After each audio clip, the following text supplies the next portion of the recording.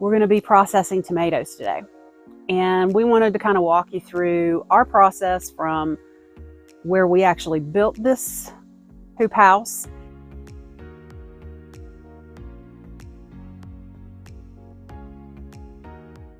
We're going to be processing tomatoes today, and we wanted to kind of walk you through our process from where we actually built this hoop house, got the subsoil amended with some compost, and got the plants in the ground and started growing. And I will tell you this, the last time we grew a garden was in 2013, I believe.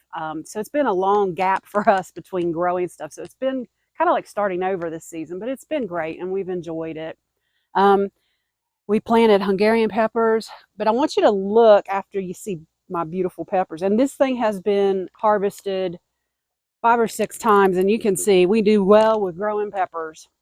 And then my pickling cucumbers, this was Bruce and Gemma's way to fix it because they just kept growing. And they're actually, some of them are so tall that I have to get Bruce to cut them off for me because I'm too short. But these will be coming out today. I think they're done for the season. We've got some little bitty ones coming on, but I'm kind of sick of cucumbers right now too. So. And then, of course, we've got our jalapenos, which I'm going to make hot sauce with later. Probably not this week, but next week. And then if you'll follow me this way, everything grew really tall this year.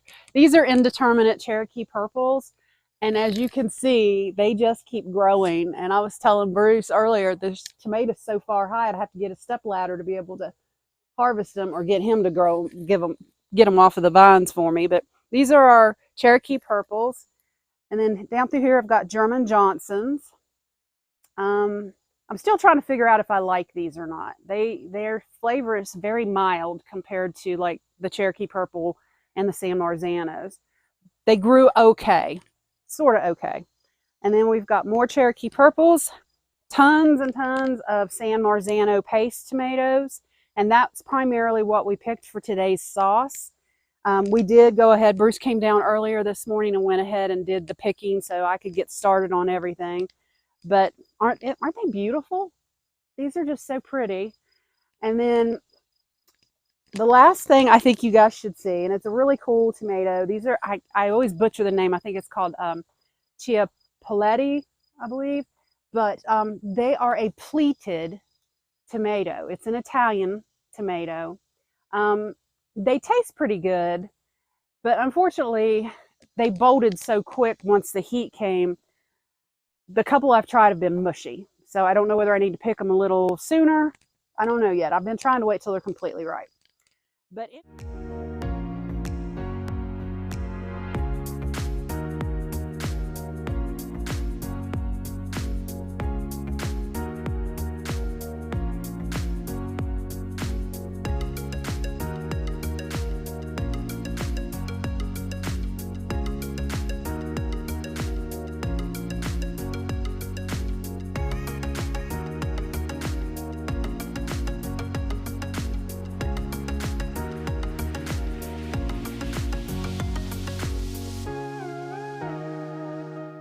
one of the things that has been so great about growing this garden this year, and I'd forgotten how easy it was, but once our produce started actually coming in this season, I've hardly had to buy any produce at the grocery store. You know, maybe specialty things that I'm not growing here, but we've got some spinach here. We've got bush beans. These are jade. They're a nice, long, thin, stringless.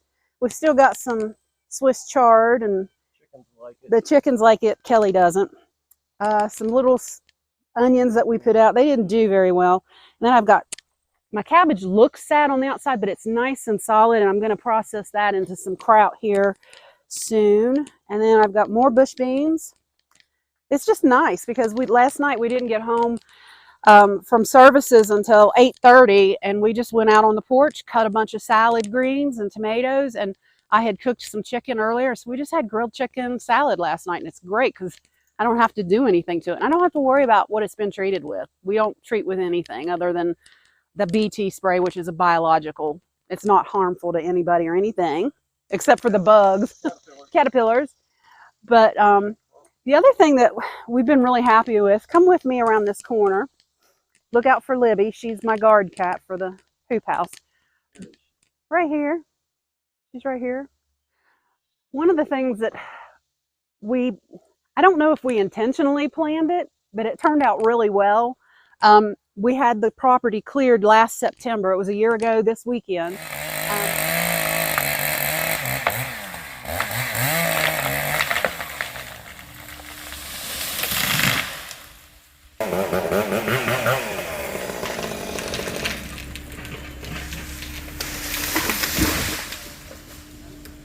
But we left this string of trees, one for shading. We thought it was going to be a good shade for the hoop house, and it has been. We've not had to worry about buying shade cloth for this. It's been perfect.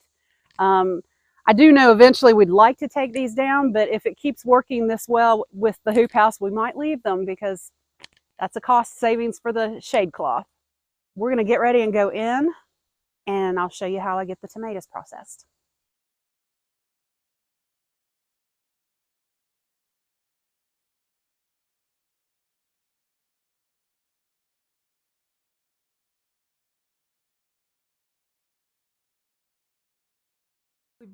Here are some of the tomatoes that I'm getting ready to process. Plus, as the season was going on, I picked them up and froze them. And so right now I'm thawing those out. And that was a great time saver for you? Yes, and I got that from Melissa K. Norris's YouTube channel.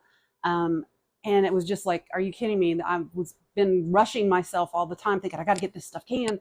And I can put it in the freezer and hold it until I'm ready to can. Did you do any processing before you put it in the freezer? I washed them. That was it.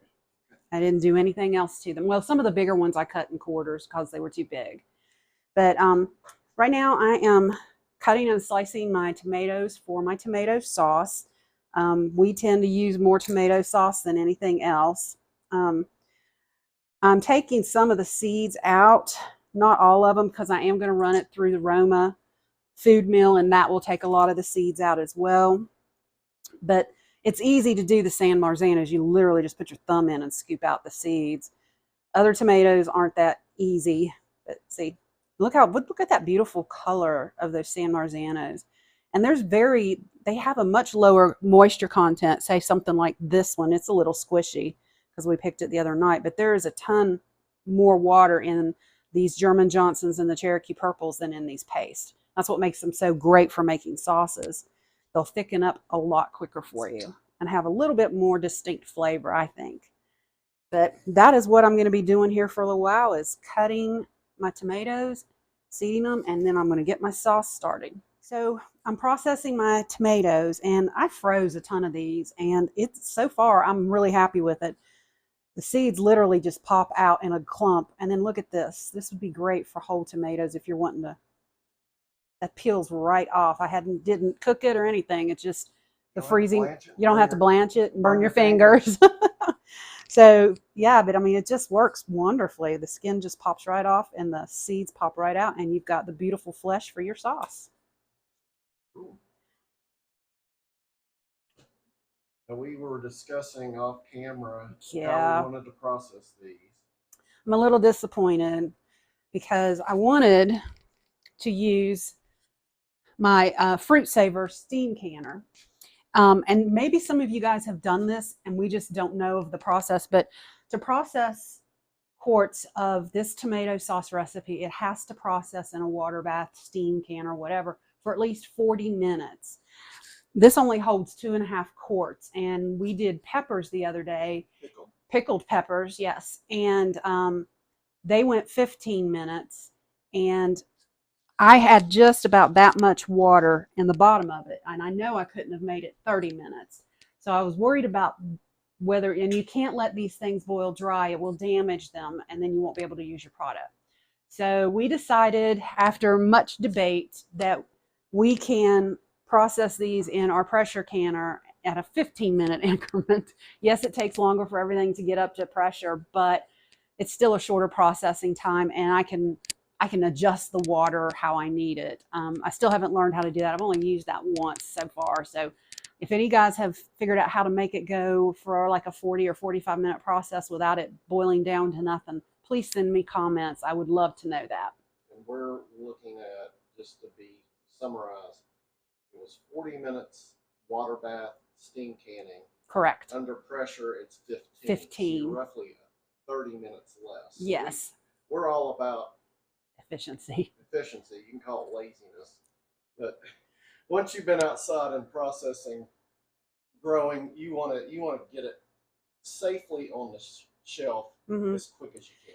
And yeah, and we both still work, and so finding days, full days that I don't have to leave the house and to be able to can is far and few between. So we've got to get the most bang for our buck on it today to get as much stuff done, because it's the day that we both have off together. So we're at the next step of our processing. I sliced the tops off of the tomatoes, cut them in half if they were really big, and I've got my slicing tomatoes are in this pot. My paste tomatoes are in this pot. You can see that. And I was doing that because I wanted to see, it's the first time I've used these paste tomatoes, and I wanted to see what the difference was in the sauces. And as you can see, this one is like crazy runny, and I haven't ran this through the food mill yet, but this one was just so much thicker with these paste tomatoes. And I even added some water to this pan because I didn't want them to stick. So what I'm doing now is I'm running them through the ROMA food mill. It's a really wonderful, it's a game changer, because you can just, what is that thing? Oh, we had this since probably 2008, I think, is when we got it. We discovered it. But this is just separating. Emma? Okay. I have to do it this way. Sorry, guys. So I can see what I'm doing. But this removes the skin and the seeds from the pulp. And you have different size screens that you can use on this. Right now I'm using the tomato screen. This one is the pumpkin screen, so if you want to make pumpkin puree. This one is the tomato screen, and then this one is the berry screen. And then I have another screen, but it's not here right now, for salsa, and it's got really big holes so that you, and this is the waste that comes out. And we're not going to waste that waste. We're going to run that waste a second time through this. And then whatever's left over of this waste, I'm going to run through the Harvest Right freeze dryer to make a tomato powder for soups. So I'm going to put some more tomatoes in.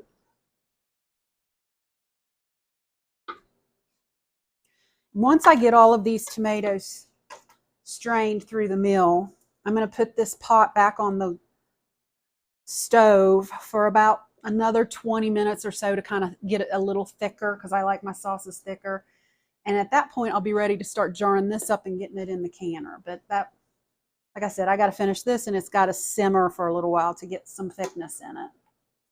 We're at the point now where my sauces are done. They've been through the food mill. They've cooked off some excess water, and I'm getting ready to put the tomato sauce in the jars.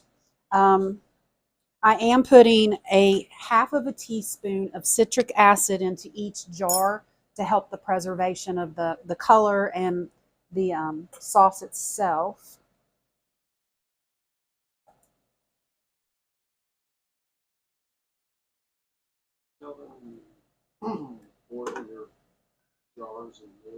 Yeah, I'm boiling my jars. I don't have a big enough pot, and I'm having to can outside, so I don't want to put them in the processor and then bring them back through the house and have to try to handle them. So I'm boiling them here.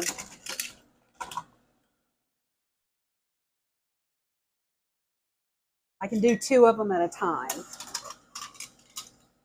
And I boil them for about 10 minutes.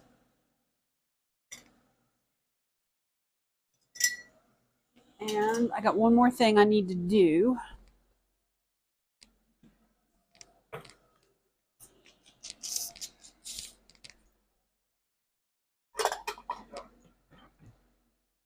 So I'm just pouring myself a little bit of distilled vinegar, and I'm going to get a paper towel and I'll wipe the top of the rim off just to make sure there's no debris so I get a good seal with my lids. And I need to check this to see.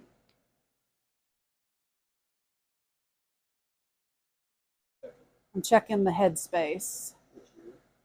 That is 1 inch, and that's usually what you want for tomato sauces. So we'll put that there, that in there. Wipe it off real good. Okay.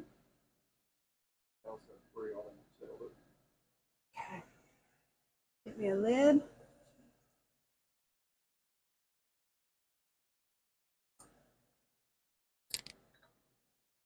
I did have the little doodah that has the magnet in it, but when we moved, everything got put everywhere. And actually, this is one of Bruce's that he found for me, and so I'm using it to get the lids out of the water. And then you just screw it on, not crazy tight, and that is ready to go in to our processor. And I'm just going to keep doing the same process over and over until I get everything jarred. There's my ½ a teaspoon of citric acid. And then I'm just going to get to ladling. Just so you can see, this is the sauce that I made with the slicing tomatoes. Notice it's a little bit darker. When I put it next to the San Marzano sauce, how much brighter that is than the slicing tomatoes. Now, I did put Cherokee purples in here, so they're going to make it a little darker. But let's go take them and put them out in the processor and get this stuff going. Start putting these in here. Bruce started the water for me. So we've got all our jars in the canner. This is an all-American canner that we got used at like a pawn shop, I think. Bruce had to replace the pressure gauge on it. And the handle. Yeah, that's right. We had to have a handle. But it's been, I don't remember. We didn't pay hardly anything for it. And come on. There we go. It's really sturdy. Yeah, it weighs a lot. Especially, this is why it's a really heavy and sturdy piece of equipment. But this is one of the reasons why they tell you not to pressure can on a flat glass cooktop, because the weight of this and the heat that it generates with all that metal, it can damage your stove. So this is why we do it outside on the grill, because I have a flat cooktop. All right.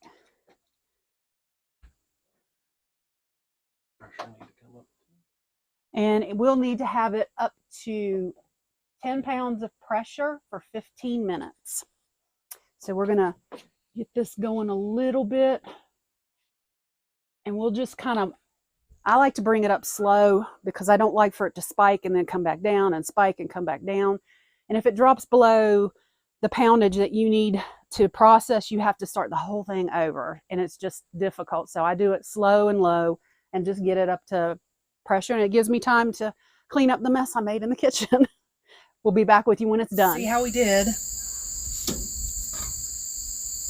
All the jars are intact.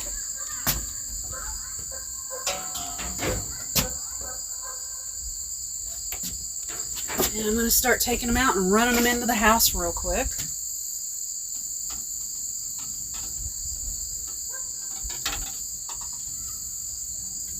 They didn't separate. Look how beautiful. Woohoo! So here's our finished product for today. These 4 here are San Marzanos. I'm really pleased because in the past I've had problems with my sauce separating, and it didn't this time. These 3 here are the slicing tomatoes. So they have the German Johnsons and the Cherokee purples in them. And these were all San Marzanos. You can see a difference in the color, but I'm really pleased with how they turned out. They're still bubbling inside. They're still boiling a little bit, but this is our first tomatoes that we've canned this season. It's been a late season because we've had so much rain in this area and overcast days. But I'm really pleased, and I'll be doing this again here very soon when the rest of the tomatoes start going on. Next time, I'm going to try to do stewed tomatoes. I love stewed tomatoes, so that will be my next recipe. And we thank you guys so much for stopping by to see us here at Life in Every Season. If you can, hit that subscribe button and the like. It helps us with our videos, and it lets us know that other people are watching. Hope you guys have a great rest of your Labor Day weekend. We have labored, and now we're going to rest. Catch you on the next one.